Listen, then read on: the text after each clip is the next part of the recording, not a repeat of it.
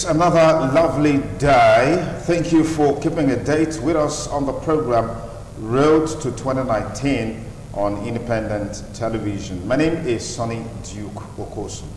Well, in the last couple of weeks and days, a lot has happened in the build up to the 2019 election. But what is most topical is the emergence of 31 presidential aspirants, and of course the dust generated by the emergence of candidates of various political parties arising from the primaries is yet to settle.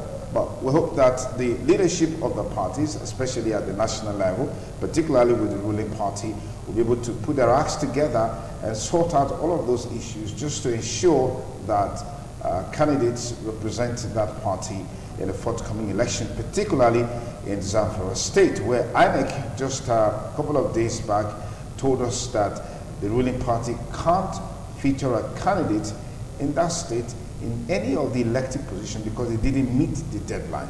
Well, that eventually generated a war of words with the national chairman of the ruling party, the APC, talking about Comrade Adams Ali Oshomole. Well, these and lots more will form part of our discussions today on the program Road to 2019. Well, some say the emergence of the PDP presidential candidate, former Vice President Alhaji Atiku Abubakar, changed the narratives about the 2019. How far that is true, we'll also find out in the course of the program. But first, let's quickly meet our guest. One I respect so much because he's been there in the media business for such a long time. An accomplished broadcaster, mass communicator, teacher, lecturer, a master of so many masters, a teacher of so many teachers, and of course a politician, media consultant, an international analyst. I'd like to thank very especially the erudite Dr. Don Pedro Obaseki. Many things are coming on the program Road to 2019. Sonny, I think your introduction should actually put me on a different chair than the one I sit now. Beautiful idea for the Road to 2019. It's apt for the nation now. Thank you. So where have you been? I mean, after the last governorship election in Edo State, where you were an aspirant, but somewhere along the line you backed down for reasons best known to you, or were those reasons made public? It's like you know, being, it does look like we're on the, you were out of sync, except that from nowhere you brought out of the blues the Midwestern movement, which has been receiving a lot of rave reviews and accolades across the country. And then of course your WhatsApp group is very active.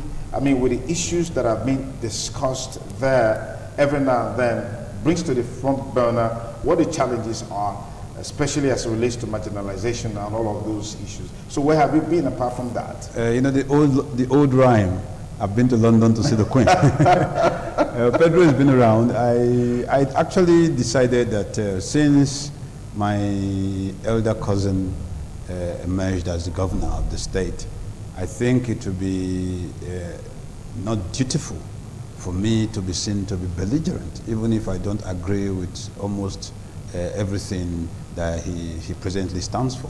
So I felt that my biggest contribution to the upward movement of Edo State as a polity is for me to sheath the sword and hope that at the end of his tenure in 4 years, which will be in less than 2 years from now, we'll be able to find out whether his emergence has moved forward the Edo peoples from Okbela to Ologbo. So that is basically so. But on the other hand, I have remained in my consultation business. I'm very involved in the backroom for most of the political parties, trying to draw up strategies, political communication strategies for them as my clients, irrespective of their political colorations. And I don't allow my personal political convictions to influence my professional work. And finally, what we think will come up in the next 1 month is the Pedro Obaseki Institute for Leadership, which will be a way I can contribute to the Nigerian, to the upwardly mobile Nigerian political environment, because I have one mantra which I keep quoting: you cannot move a people forward unless you raise their brain power upward. So that is what I am about. Education, education, education, whether the education has to be political education, economic, social engagement, that is what I am putting together now. Okay, let's stay on the road to 2019. It's a rough road to ride. A very rough road, right? Yes. Now, looks like most of the issues that have come to the front burner actually came from the congresses. Yes. And then that dovetailed to the primaries. Yes. And now the candidates have emerged. Yeah. Some of these political parties, particularly the ruling party, maybe the opposition party to a lesser extent, yes. the PDP, they're also having this challenge. Why must we always go through this year in, year out? Yes, I think the old saying, power corrupts, and absolute power corrupts absolutely. And human beings being the kind of persons we are, just by we are Homo sapiens.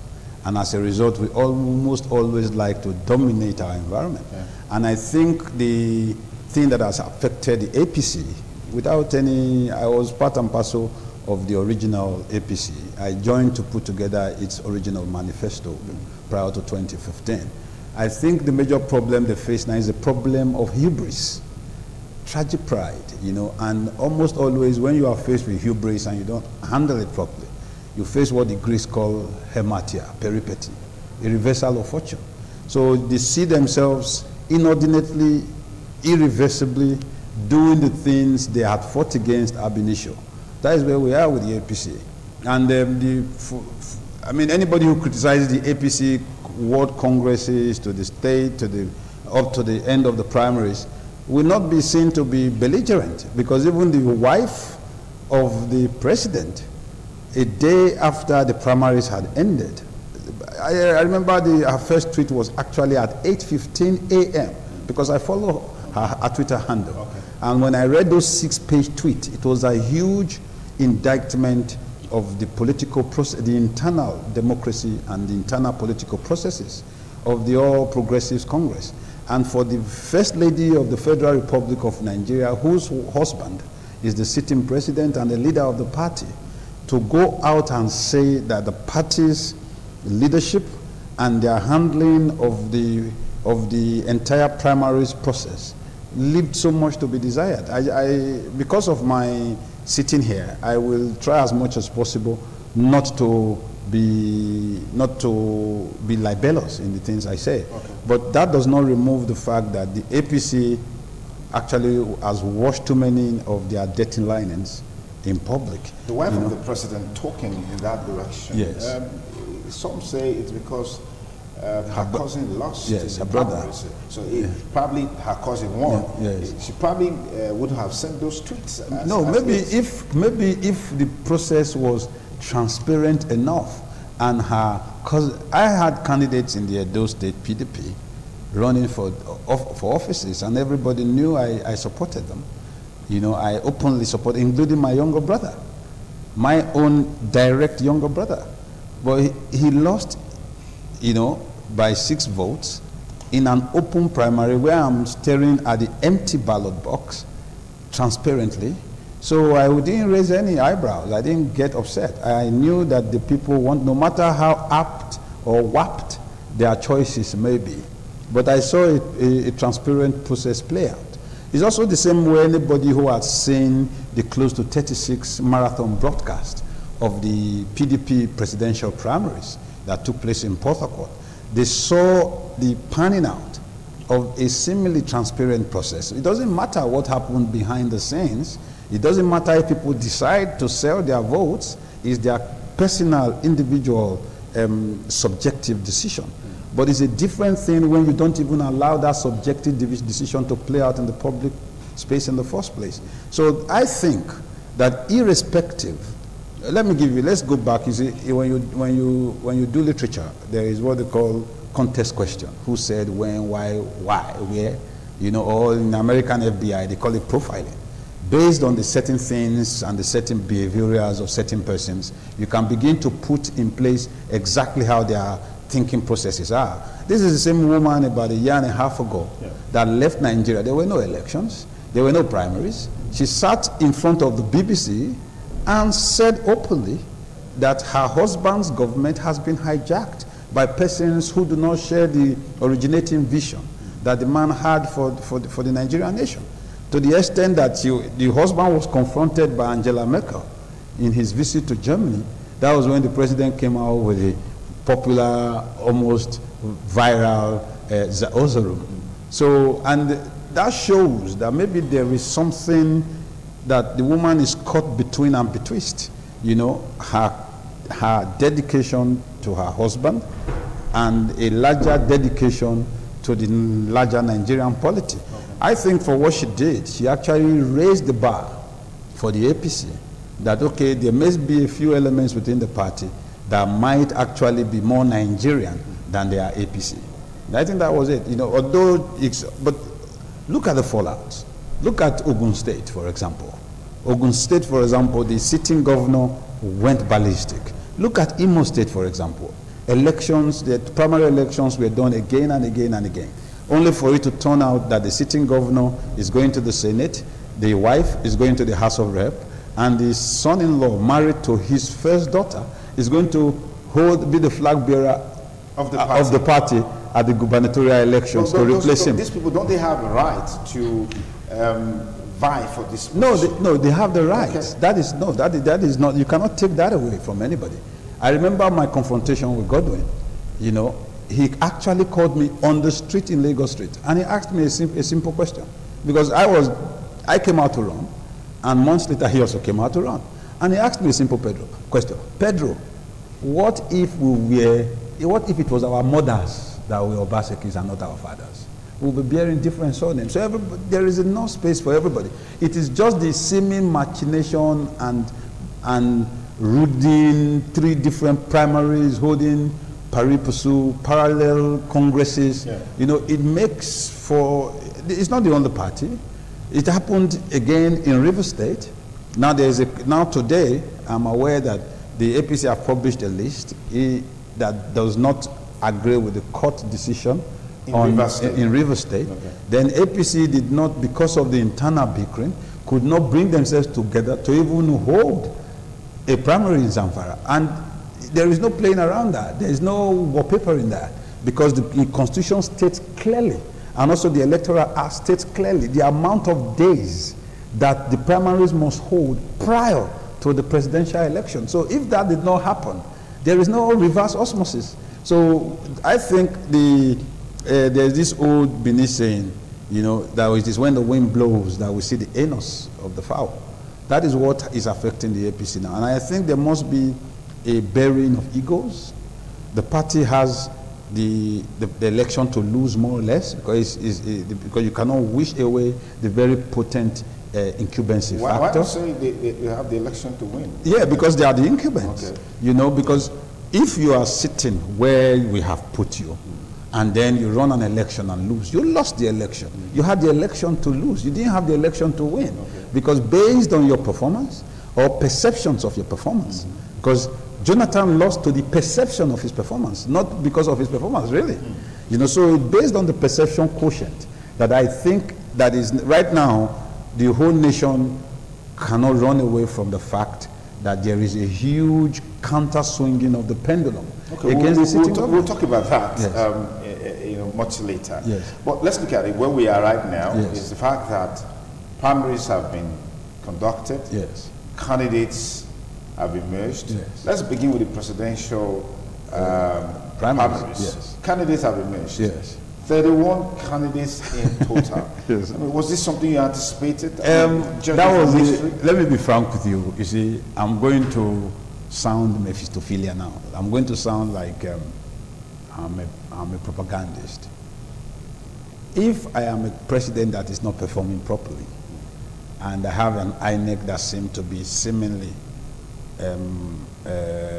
sympathetic towards me, the first thing I will do, because of the nature of our political process, what you need to be president is to have the largest amount of votes. You don't need to have 50% of the votes. That is not important. You just to have the majority of the votes, even if it is by 2 votes, and then be able to score a minimum of 1/4, 25% in a minimum of 2/3 of the states, of 24 states. So for me to do that, I will encourage the proliferation of political parties. I will make them the 91 they are now. So when I found that only 31 actually had presidential primaries, I said, oh, it didn't meet the 91 target.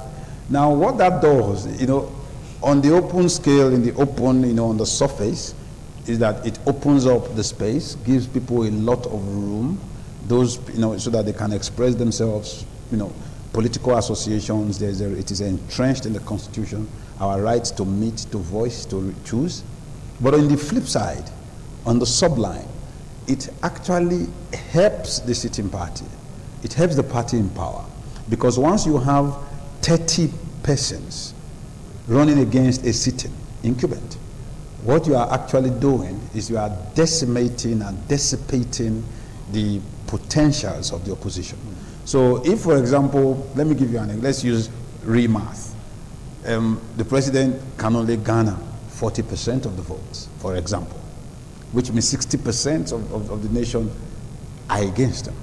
But unfortunately, maybe the main opposition, maybe like the PDP, for example, it now gets 39%.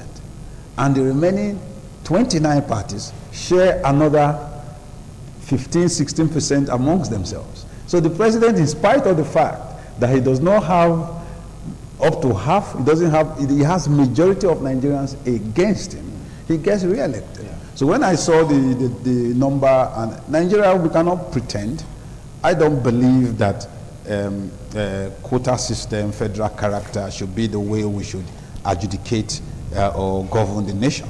But it is a reality of our climb, So when I look at the political parties and their presidential candidates, intelligent persons, Kingsley, Moyele is my friend, Showore.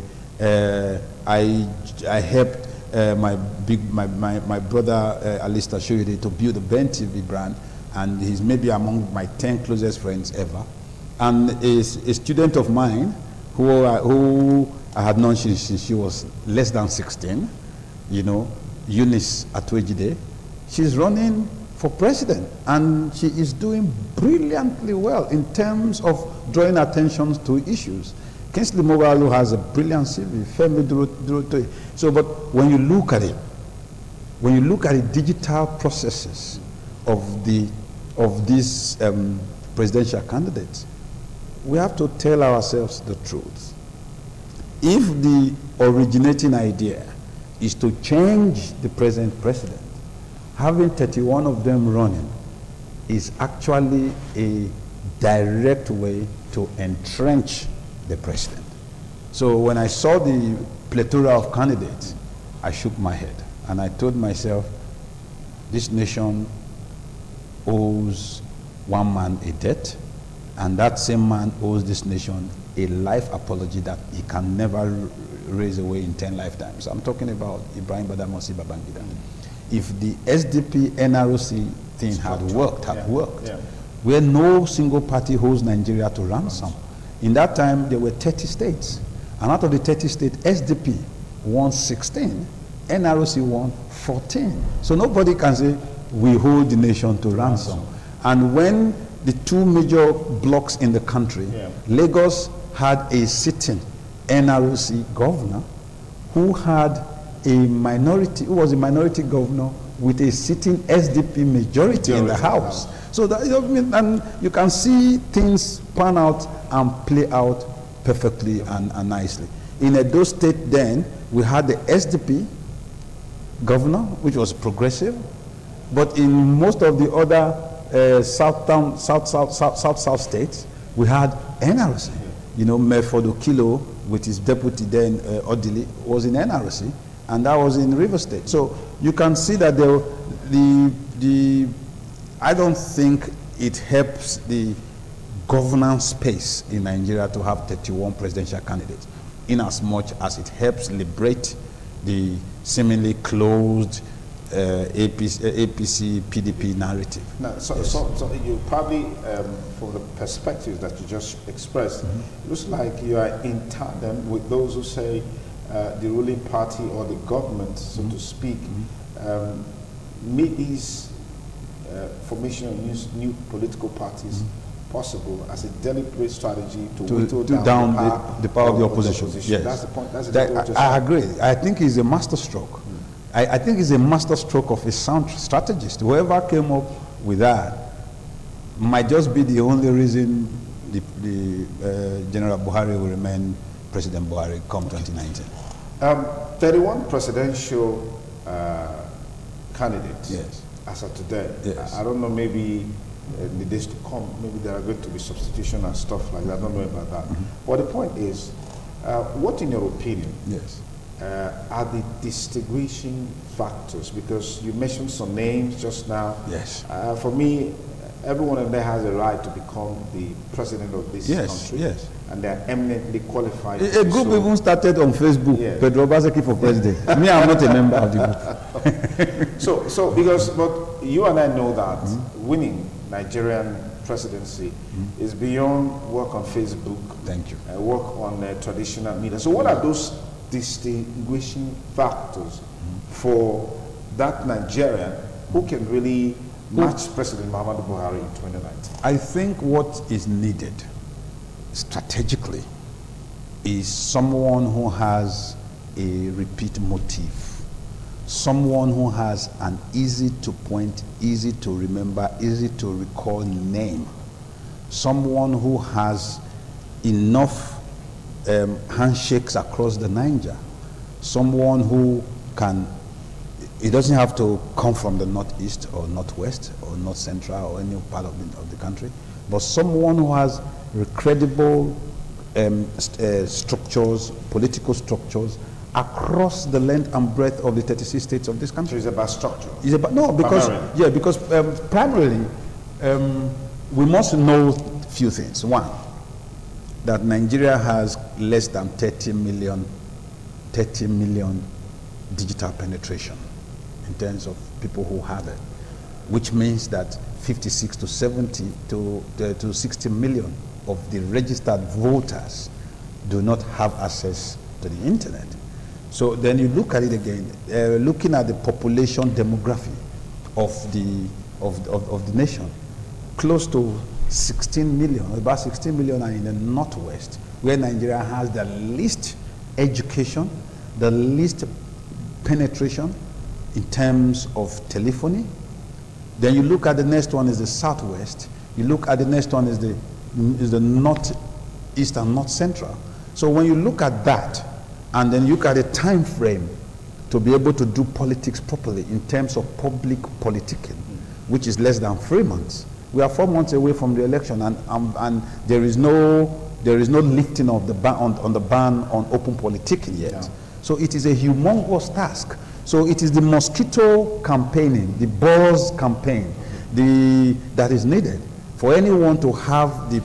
You must have capacity, ability, then you must have the resources. It's not Nigerian alone. You know, people say, you spend so much in Nigerian election. However, the presidential system we've chosen is a most expensive one, whether we like it or not. You know, I can remember that in the primaries of Hillary Clinton, she raised, funny enough, $60 million US for the primaries. And at $1 to 360 naira, $1 million, just $10 million is already 3.6 billion. So when she raises times 6 of that, in a more educated, more enlightened polity, where people don't buy votes, where people don't stand in queues, you realize that election on a presidential scale, like we have in Nigeria, is the most expensive venture. So when you don't have anybody, when you have someone who may not have that deep pockets, you know, widespread structure, organogrammic structure across the length and breadth of the 36 states of the country, is going to be a most humongous task. So that for on that level, the pendulum swings in the direction or in favor of the sitting incumbent. But for now, looking at the dynamics of what has happened, transpired in the last 4 months in Nigeria, and the first time you see almost 30-something to 40 members of the Senate, shift position, 14, 15 members of the Senate, shift position. Yeah. And then you have close to 30-something, 40 members of the House of Rep, shift position. That is a paradigm shift of seismic proportions. It has never happened before now in the history of this nation. So the polity is fluid for now, and 2019, as I told you at the beginning, the road is a very bumpy ride. If you just join us, it's on the bumpy ride on Road to 2019 on independent television. Of course, today my guest is the erudite Dr. Don Pedro Obaseki, veteran broadcaster, media consultant, politician, media entrepreneur, businessman. We could just go on and on. But it's not about him today. Just to bring you up to speed with some of the latest happenings and give you an insight into how they will shape the 2019 election. We talked about party primaries, which of course has led to the emergence of candidates for the election. Campaigns have not been lifted. The bans on campaigns have not been lifted. We know that on the 18th of this month, that will take off in earnest for the presidential and National Assembly election. As the race for 2019 elections heats up, join Sonny Duke Okosun every Friday, 6 p.m. to 7 p.m. as he brings you profiles of key actors, insights, and in-depth analysis on the issues as they unfold on the road to 2019. The stage is set as the political gladiators try to outwit and maneuver their opponents in the politics or politricks on the road to 2019 with Sonny Duke Okosun. Tune to ITV on GoTV channel 107 and Star Times channel 130 every Friday 6 p.m. to 7 p.m. Road to 2019 on ITV, a must watch. It's still Road to 2019 on independent television. Many thanks again, Dr. Don Pedro Obaseki, for joining us on the program. Yes, thank you. You said something like it's a bumpy ride on the road to 2019. Yes. This seems to be very synonymous with politics. I mean, some say nothing is really new under the sun. Just copy and paste. Look at how it is done in other climes. Copy it, paste it here. Yeah. So what stops them from doing that? Nigerians are raised with short memories, and we are very peculiar people. And we are the people who will criticize everything except ourselves, and we copy everything except ourselves. And I think that is what replicates itself in the political climate. And moreover, I think what we are witnessing is a 20-year-old problem. This was not the problem with the Nigerian political history wasn't this bad prior to 1999. In 1999, because of the narcotized nature of the upwardly mobile middle class, they weren't ready for politics. And the militaryocracy that took place prior to that had actually sucked them in and took them off the political radar. So what we had were the worst of us were the ones who stepped forward in 1999. And so they have held the reins of power, where we have Nigeria is being governed in a sort of motor park democracy, where in Edo State, for example, we know that those who would have added value or are in a position to add value, because they did not look in at that time, all the hoodlums saw politics as a way of image laundering. So that is what we are facing today. So those who make the laws, who make the decisions, who legislate, are like jesters, and the jesting has now become what is known. So when you are Don Pedro Obaseki, you become an exception to the norm. Yeah. So that is what is wrong with our politics. There must be a deliberate re-engineering of the Nigerian mindset where politics is concerned, because bad men are ruling today because the good ones ab initio refuse to get involved. That is where the problem is. But that's subjective. You say bad men, or maybe you just said it. When I say bad men, no, when I say bad men, I say, you know, they do film, bad man. So those guys are still, you know, when you look, let's be frank, look at the Nigerian Senate. It's like a comedy of errors. Look at our governors. Our governors. Some of them. No, a lot of them. Okay. Yeah. Maybe if you can pick up a few. Now, Edo State has Godwin, who goes with the tag of technocrat. Coming from the private sector. Private sector. Yeah. So same thing in maybe Akwa Ibom, where you have Udom Emmanuel, who used to be an executive director with Zenith Bank. Maybe you look at Peter Obi when he was governor, and even the sitting governor Obiano. Maybe you look at a few like that. Maybe you look at Tunde Fashola when he was governor. You know, so, but you can see that those persons, their approach to governance is diametrically opposite and different from what sustains in the Nigerian politics. So we need more of that for us to come in, for the nation to witness in your opinion, some cleansing. are the key issues that will shape 2019? Number one, hunger. The life indices of Nigeria has dipped. It does not. We don't need any politician to tell us. This has always been there. No, it has not. It has never been this drastic. It was only drastic this way at the end of the Shagari regime and the time of the first military intervention of Buhari. But that is by the way. Let's look at it. Today, Nigeria is a race on its knees. We are a hungry nation. Number two is the hunger for change. Also brought up a hunger to look at Nigeria again through very strict pinhole camera, carrying a magnifying glass. So the next one is restructuring. To restructure this nation not only along political lines, but along fiscal lines, along financial, federal allocation lines. Those are key. So anyone, for example, for those of us in the Midwest, our decisions are clear. Our position is clear, and I think this replicates itself in the Southwest by the Oduduwa people. Same thing in the Middle Belt, who have been clamoring for some form of self-determination, no matter the level, since the time of Joseph Tucker in 1957. It has never been given any voice. There must be, although in the opening preamble of the APC manifesto, because I remember that, prior to 2015, we shall restructure this country. That is a preamble. So now, anyone who does not commit deliberately to a restructuring of this country, where the federating units will not continue to be beggar states going to the federation, to beg from the federation what the federation never had or created, is key to in 2019. Anyone who will come and tell people that there will be better security, that will be number three. Because a hungry man is an angry man. So we have to address whoever, whether it's Buhari, whether it's Atiku, whether it's APC, whether it's PDP, whether it's SDP, whether it's Labour Party, whether it's my friend Victor Okai of the People Conscience Party, whatever. You must have an end-to-end blueprint to address the monumental hunger in this country today. I'm surprised you didn't talk about corruption. No. Look, let me tell you the truth, right? Let's be very frank with ourselves.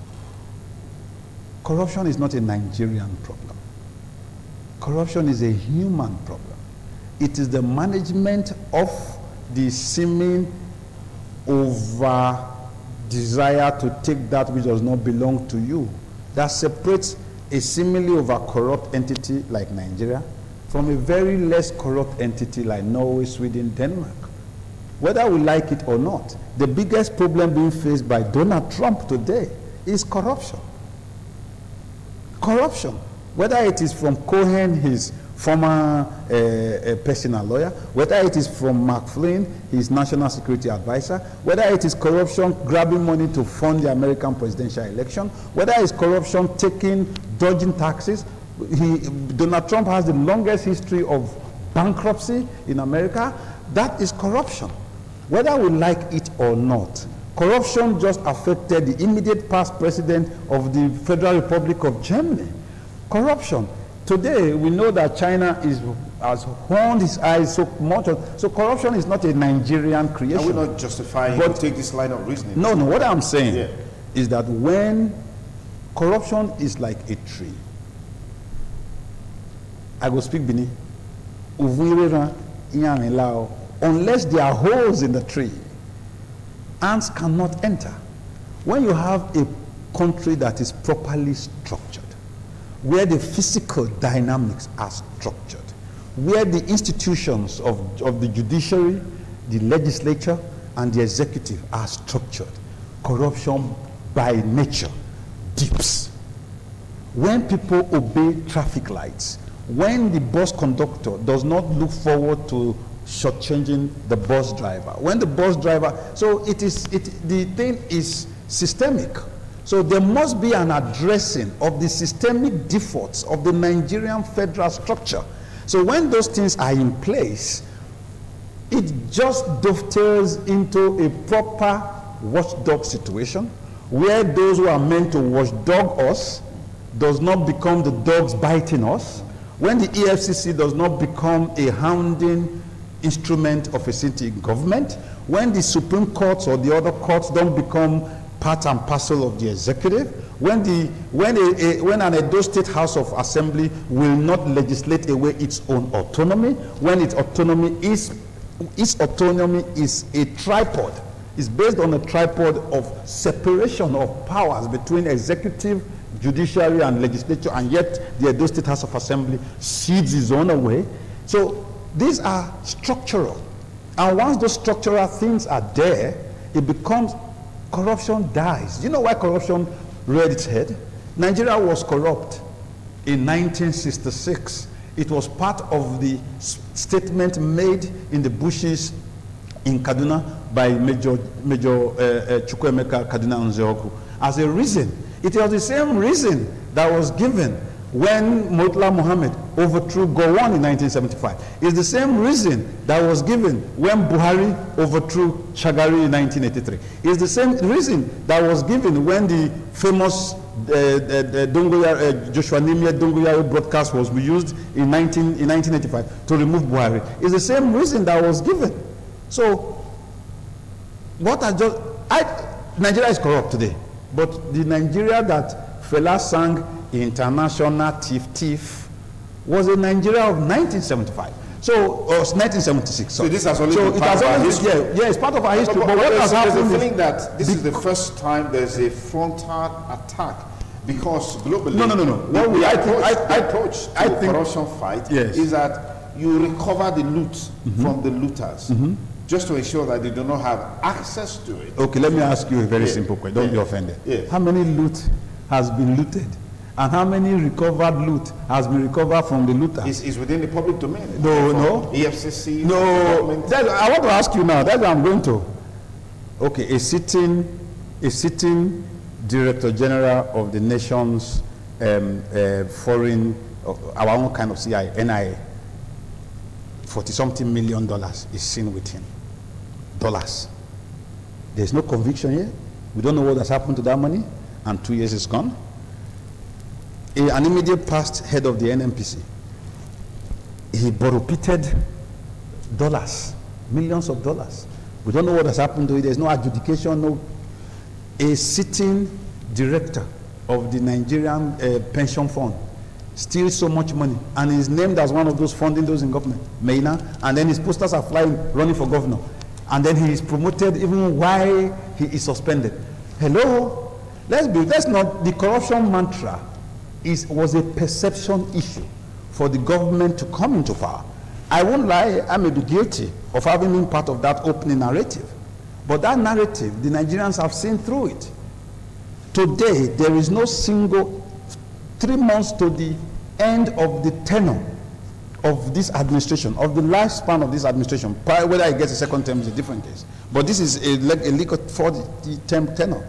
We still don't have a single prosecution that has been adjudicated and ended. Which would you prefer, the prosecution or the recovery of the looted funds? The looted funds are not looted. Where are the looted funds? I'm asking you, you are a journalist. What has been used for the looted funds used for? Well, we have a sitting president who told us that the most celebrated looting of the nation by Abacha was not corruption. Let's be frank. Let's call a spade a spade. The truth of the matter is, the whole Nigerian system is corrupt, not corruption.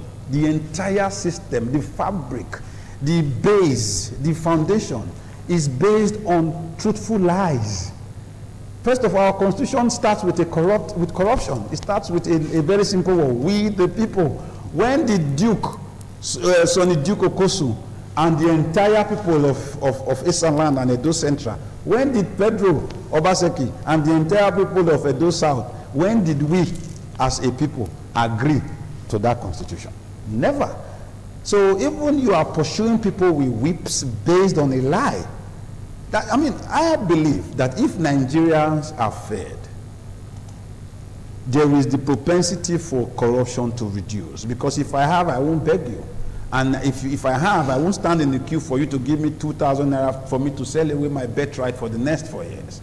That is one. Number two, when the instruments of the nation are put in proper perspective, when the country is structured properly, when the Edo and Delta man, who used to be 1/4 in the whole Federal Republic of Nigeria, now we are 2/36 or 1/18, we are marginalized, so we are corrupted against. Now, when the enabling environment is not created for our governors to have proper access to the resources coming from their own federal units, and yet they too now reimpose that same corruption by making sure the local governments don't get what is allocated to them. So corruption is an endemic thing based on a faulty superstructure, and it is the dismantling of that superstructure that is key. So if you bring in an article, or you bring in a Buhari, or you bring in a Mogalu, or you bring in a Showore, or you bring in a Eunice Atwejide, or Alista Shoyede, or Victor Ohai, and they don't have a blueprint to deal with this, Nigeria will remain a race on its knees, and will still be a beggar nation with potentials only written on the pages of the newspapers and on the internet. And until the average Nigerian, me, you, and all those particularly of Southern extraction, stop doing television and radio and Facebooking and tweeting and stuff, and get their PVC and speak with it, because we must understand that the present Nigerian situation, there is no rigging that can be done on a monumental scale across 36 states of the Federation on one same day by any one body. It is when we don't participate that people fill in that lacuna. If that was possible, Jonathan would have still been president. What's your take? I mean, just rising from what you just said. Yes, sir. The level of education, enlightenment of the people in terms of political participation is very low. That is why some of us are coming up with this our little institute. It is humongously low, and we must educate our people. There must be a deliberate attempt to educate our people on their history. They must know where we are coming from. They must know that there were ideologies in this country. They must know that everybody knew where to draw the line between MPN and UPN. They all knew that one was a green revolution, the other one was ethical revolution, another one was four cardinal program. They must know that one could be a welfarist government and another one could be a conservative one, and there is no problem with that. Okay. There must be that education along civic lines. We must realize that we must teach our children that to withdraw and take themselves away from the political process is to kill themselves from the very beginning. We must make them understand that power is taken. Power is not given. And when you don't challenge power, that power becomes legitimate. And the only way you can challenge power openly is to exercise your civic duty. And people must understand that policemen and army and soldiers cannot carry guns on an election day. It is prohibited. So at that point, the day Nigerians have absolute people's power is on the day of the federal or state or House of Assembly, Senate, or House of Rep election. We just had 2 elections, sort of midwifing the general elections. Yes. Ekiti State and Osun State. Yes. The institutions of governance, institutions responsible for the conduct of the election, yes. They have a pivotal role yes. towards its success or otherwise. Yes. What's your assessment of the performance, and how do you think these assessments will shape 2019 elections? In fact, my tweet after the election in Osun State was just a one line. I just said, today in Osun State, democracy died. That was my tweet. And but I sat back and looked at the tweet again, and I said, thank God that happened. it is a precursor, it was a trigger that made people a lot of people got real mad. And I thank God. You see, when I look at the dynamics of that election or the isolated 5 or 6 state elections that has taken place since Edo State, Osun State, Ogun State, Ondo State, Ekiti State, one thing kept struggling out. 40,000 police deployment, 40,000 police deployments. And I went to my Nigerian Police Commission site. And I found out that the Nigerian police has totally, everybody, 206,000 policemen, 165,000 on the streets every day. And I looked at the army, the Nigerian armed forces altogether, 165,000, army, navy, air force, DSS, everything. So, for those scenarios that took place in Osun and Ekiti to replicate itself in a federal election, Nigeria must have a minimum of 2 million security forces. They don't have it, except 1.something million is going to be employed between now and January. So, and it gave me a succor that those were isolated elections, that the Nigerian security operatives, whether they side government or not, is immaterial. Okay. They will not be able to have that kind of forceful deployments that seem to have emasculated the will of the people on election day. That is why Jonathan lost. Because if we remember clearly, up to a few days to the election, even the Nigerian army was still coming out with publications that seem in favor of the sitting government then, particularly over the certificate brouhaha of then General Muhammadu Buhari. But in spite of that, they did not have enough mechanism to rein in the votes of the opposition. In fact, in some places, people were actually accusing the opposition of inflating numbers. Kids, underage voting was replicated across the nation. Yeah. But this time is a little different. Okay. And do you know why this election, why I say it's a bumpy ride? That was North versus South. Not only North versus South, Northern majority versus Southern minority. Jonathan. But now you have 2 Hausa Fulanis. You have 2 men who have almost caught followership across the nation, in Atiku and Buhari. So the fight will, first of all, they are going to decimate themselves in their own backyards.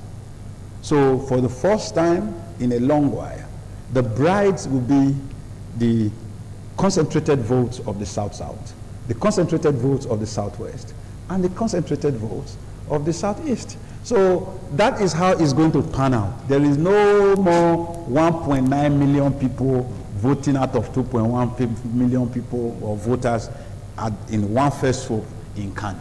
There will be no replication of that in 2019.